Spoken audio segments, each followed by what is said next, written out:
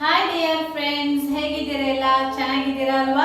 Welcome back to my channel Ambika's recipe garden.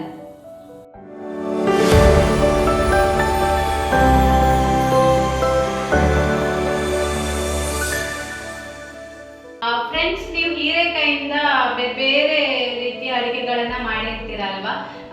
ಮಾಡಿಬಿಟ್ಟು ಹೀರೆಕಾಯಿ ಸಿಪ್ಪೆಯನ್ನು ಸಾಧಾರಣವಾಗಿ ತೆಗೆದ್ಬಿಟ್ಟು ನೀವು ಬಿಸಾಡ್ತಾ ಇದ್ದೀರಾ ಅಲ್ವಾ? ಸೊ ಹೀರೆಕಾಯಿ ಸಿಪ್ಪೆಯಿಂದ ಕೂಡ ಚಟ್ನಿ ಮಾಡ್ಬೋದು. ನಿಮಗೂ ಗೊತ್ತು, ಚಟ್ನಿ ಮಾಡಿರಲೂಬಹುದು. ಸೊ ಹೀರೆಕಾಯಿ ಸಿಪ್ಪೆಯಿಂದ ನಾನು ಯಾವ ರೀತಿ ಚಟ್ನಿ ಮಾಡ್ತೇನೆ ಅಂತ ನನ್ನ ರೆಸಿಪಿ ಗಾರ್ಡನ್ ಅಲ್ಲಿ ಇವತ್ತು ನೋಡೋಣ ಬನ್ನಿ. ಹಾಗೆ ಇದಕ್ಕೆ ಬೇಕಾಗಿರುವಂತಹ ಇಂಗ್ರೀಡಿಯೆಂಟ್ ಏನು, ನಾನು ಯಾವುದೆಲ್ಲ ಇಂಗ್ರೀಡಿಯೆಂಟ್ ಅನ್ನ ಆಡ್ ಮಾಡಿಕೊಂಡು ಚಟ್ನಿ ಮಾಡ್ತಿದ್ದೇನೆ ಅಂತ ನೋಡ್ಕೊಂಡು ಬರೋಣ ಬನ್ನಿ.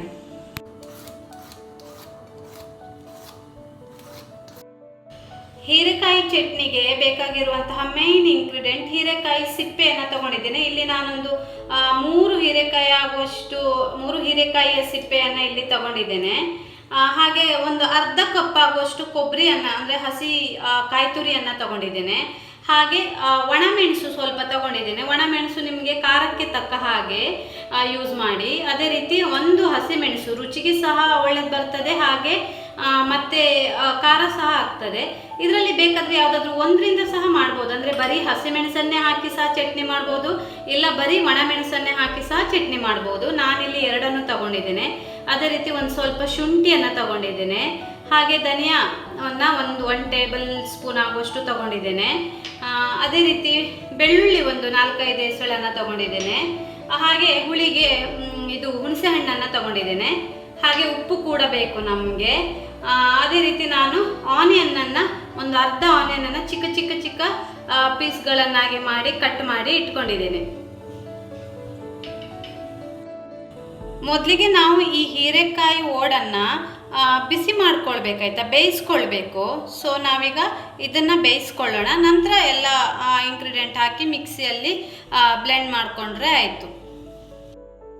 ಹೀರೆಕಾಯಿ ಬಾಯ್ಲ್ ಮಾಡಲಿಕ್ಕೆ, ಅದು ಸಿಪ್ಪೆ ಬಾಯ್ಲ್ ಮಾಡಲಿಕ್ಕೆ ನಾನು ನೀರನ್ನು ಆಲ್ರೆಡಿ ಇಟ್ಕೊಂಡಿದ್ದೇನೆ. ಬಿಸಿ ಆಗ್ತಾ ಇದೆ, ಗುಳ್ಳೆ ಬರ್ತಾ ಇದೆ. ಸೊ ನಾವೀಗ ಇದಕ್ಕೆ ಸಿಪ್ಪೆಯನ್ನು ಹಾಕಿ ಬಿಸಿ ಮಾಡ್ಕೊಳ್ಳೋಣ. ಸ್ವಲ್ಪ ಹೊತ್ತು ಇದನ್ನು ಬೇಯಿಸ್ಕೊಳ್ಳೋಣ.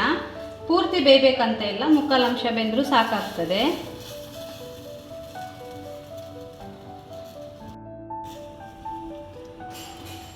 ಒಂದು ಸ್ವಲ್ಪ ಹೊತ್ತು ಲಿಡ್ಡನ್ನು ಕ್ಲೋಸ್ ಮಾಡಿ ಬಾಯ್ಲ್ ಮಾಡ್ಕೊಳ್ಳೋಣ. ಹೀರೆಕಾಯಿ ನಮಗೆ ತುಂಬ ಒಳ್ಳೆಯದು ಹೆಲ್ತಿಗೆ. ಇದು ವಾಟರ್ ವೆಜಿಟೇಬಲ್ ಅಂತ ಕೂಡ ಹೇಳ್ಬೋದು. ನೀರಿನಂಶ ತುಂಬ ಇದೆ.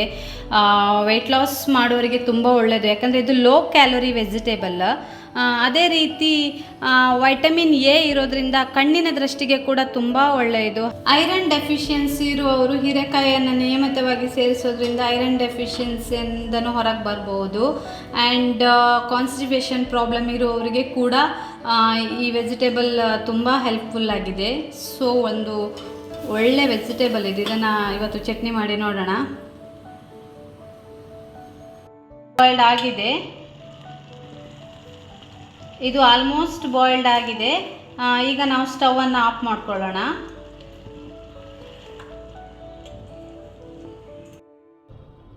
ನಾವು ಇದನ್ನು ಇವಾಗ ರುಬ್ಕೊಳ್ಬೇಕು. ಸೊ ಹಾಗಾಗಿ ನಾನೊಂದು ಮಿಕ್ಸಿ ಜಾರನ್ನು ತಗೊಂಡಿದ್ದೇನೆ. ಅದಕ್ಕೆ ಮೊದಲಿಗೆ ನಾನು ತೆಂಗಿನಕಾಯಿ ತುರಿಯನ್ನು ಹಾಕ್ತೇನೆ. ಹಾಗೆ ನಾನು ಮೆಣಸು ಹಾಗೆ ಒಣಮೆಣಸನ್ನು ಹಾಕ್ತಾ ಇದ್ದೇನೆ. ಸ್ವಲ್ಪ ಉಪ್ಪನ್ನು ನಾನು ಆ್ಯಡ್ ಮಾಡ್ತಾ ಇದ್ದೇನೆ ಇದಕ್ಕೇನೆ. ಈಗ ಸ್ವಲ್ಪ ಹೀರೆಕಾಯಿ ಬಾಯ್ಲ್ಡ್ ಮಾಡಿದ್ವಲ್ಲ ಅದರದ್ದೇ ನೀರನ್ನು ಸ್ವಲ್ಪ ಹಾಕ್ಕೊಂಡು ರುಬ್ಕೊಳ್ತೇನೆ. ಹೀರೆಕಾಯಿ ಓಡನ್ನು ಮತ್ತೆ ಲಾಸ್ಟಲ್ಲಿ ಹಾಕ್ಕೊಳ್ಳುವ. ಶುಂಠಿಯನ್ನು ನಾನಿಲ್ಲಿ ಆ್ಯಡ್ ಮಾಡ್ಕೊಳ್ತೇನೆ ಇವಾಗಲೇ, ಜಿಂಜರನ್ನು.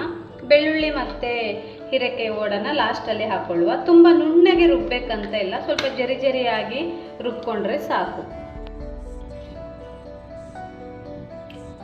ಒಣಮೆಣಸು ನೋಡ್ಕೊಂಡು ಹಾಕ್ಕೊಳ್ಳಿ, ನಿಮಗೆ ಖಾರ ಕಡಿಮೆ ಆದರೆ ಮತ್ತೆ ಸಹ ಹಾಕ್ಬೋದು. ಹಾಗೆ ನಾನು ಕೊತ್ತಂಬರಿ ಏನು ತಗೊಂಡಿದ್ದೇನೆ, ಇದು ಹುರ್ಕೊಂಡು ತಗೊಂಡಿರೋದು. ಒಣಮೆಣಸು ಸಹ ಹುರ್ಕೊಂಡೇ ತಗೊಂಡಿರೋದು. 2 ಸಹ ಡ್ರೈ ರೋಸ್ಟ್ ಮಾಡಿ ನಾನು ತಗೊಂಡಿರುವಂಥದ್ದು, ಅದನ್ನು ಹಾಕ್ಕೊಂಡಿದ್ದೇನೆ. ಹಾಗೆ ಹುಣಸೆ ಹಣ್ಣನ್ನು ಸ್ವಲ್ಪ ಆ್ಯಡ್ ಮಾಡ್ಕೊಳ್ತೇನೆ. ಇದು ಕೂಡ ನಿಮಗೆ ರುಚಿಗೆ ತಕ್ಕಷ್ಟು, ಅಂದರೆ ಹುಳಿ ಯಾವ ರೀತಿ ಬೇಕು, ಎಷ್ಟು ಬೇಕು ಅಂತ ನೋಡಿಕೊಂಡು ಹಾಕ್ಕೊಳ್ಳಿ.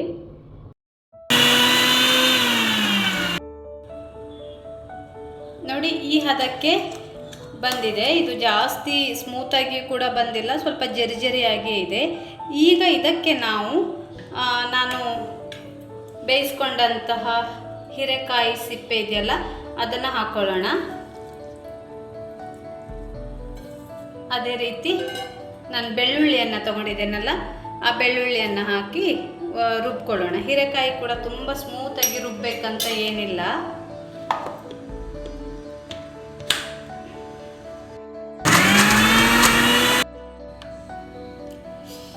ನೋಡಿ ಈ ಹದಕ್ಕೆ ಬಂದಿದೆ ಚಟ್ನಿ. ಇಷ್ಟ ಆದರೆ ಸಾಕು, ಎಮ್ಮೆಯಾಗಿ ಬಂದಿದೆ. ಈ ಟೈಮಲ್ಲಿ ಬೇಕಾದರೆ ನೀವು ಒಂದು ಸಲ ಉಪ್ಪು ಖಾರ ಎಲ್ಲ ನೋಡ್ಕೊಳ್ಳಿ. ಕಮ್ಮಿ ಆದರೆ ಮತ್ತೆ ಹಾಕಿ ಒಂದು ರೌಂಡ್ ಬ್ಲೆಂಡ್ ಮಾಡ್ಬೋದು. ಬಟ್ ಇದು ಕರೆಕ್ಟಾಗಿದೆ, ಉಪ್ಪು ಖಾರ ಹುಳಿ ಎಲ್ಲವೂ ಸಹ ಕರೆಕ್ಟಾಗಿದೆ. ಸೊ ಇದನ್ನು ನಾನೊಂದು ಬೌಲಿಗೆ ಸರ್ವ್ ಮಾಡ್ಕೊಳ್ತೇನೆ. ಗಂಜಿ ಊಟದ ಜೊತೆ ಚೆನ್ನಾಗಿರುತ್ತೆ, ಅನ್ನದ ಜೊತೆ ಸೈಡ್ ಡಿಶ್ ಆಗಿ ಅಥವಾ ದೋಸೆ ಜೊತೆ ಚಟ್ನಿ ಆಗಿ ಯಾವುದ್ರ ಜೊತೆ ಕೂಡ ಯೂಸ್ ಮಾಡ್ಬೋದು. Tasty, healthy and easy recipe ಇದು.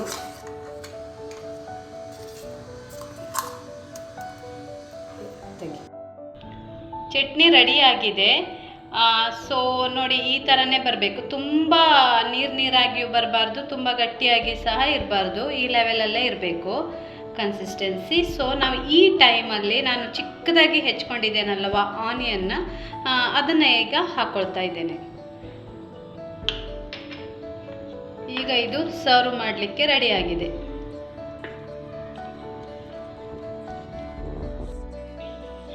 ಫೈನಲಿ ನಮ್ಮ ಎಮ್ಮಿ ಹೆಲ್ದಿ ಸೂಪರ್ ಆಗಿರುವಂಥ ಹೀರೆಕಾಯಿ ಚಟ್ನಿ ರೆಡಿ ಆಗಿದೆ.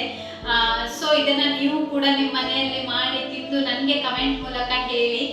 ತುಂಬ ಚೆನ್ನಾಗಿರ್ತದೆ. ಗಂಜಿ ಊಟದ ಜೊತೆ, ಅನ್ನದ ಜೊತೆ, ಎಲ್ಲದ್ರ ಜೊತೆ ಆರಾಮಾಗಿ ತಿನ್ಬೋದು. ಆ್ಯಂಡ್ ಈ ರೆಸಿಪಿ ನಿಮಗಿಷ್ಟ ಆದರೆ ನನ್ನ ವಿಡಿಯೋನ ಲೈಕ್ ಮಾಡಿ, ಶೇರ್ ಮಾಡಿ, ಸಬ್ಸ್ಕ್ರೈಬ್ ಮಾಡಿ. ಹಾಗೆ ಪಕ್ಕದಲ್ಲಿರುವ ಬೆಲ್ ಐಕಾನನ್ನು ಪ್ರೆಸ್ ಮಾಡಿ, ಯಾಕಂದರೆ ನಿಮಗೆ ನೆಕ್ಸ್ಟ್ ನಾನು ಹಾಕುವ ಎಲ್ಲ ವಿಡಿಯೋಗಳ ನೋಟಿಫಿಕೇಶನ್ ಬರ್ತದೆ. ಆ್ಯಂಡ್ ಪ್ಲೀಸ್ ನನ್ನ ವಿಡಿಯೋನ ನಿಮ್ಮ ಫ್ರೆಂಡ್ಸ್ ಆ್ಯಂಡ್ ಫ್ಯಾಮಿಲಿ ಜೊತೆ ಎಲ್ಲ ಶೇರ್ ಮಾಡಿ. And thanks for watching. Thank you so much. And keep watching and keep supporting me please. Thank you.